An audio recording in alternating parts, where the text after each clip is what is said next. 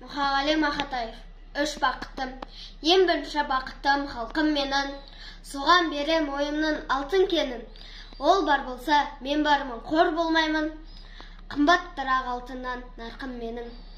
Ал екінші бақыттым тілім менің. Тас жүректі тіліммен тілім дедім. Кейде дүниеден түңілсем де, қасиетті тілімнен түңілмедім. Бақыттым бар үшінші отан деген, Құдай деген кім десе отан дерем.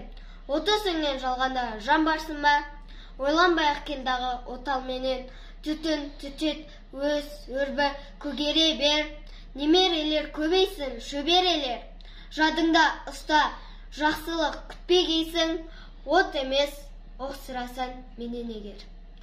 Үш бірдей бақытым бар алақанда, мен бұндай бақытты жаратар ма? Үш күн нұрын төгеді аспанымнан, Атырау, Алтай, Арқа, Алатауға.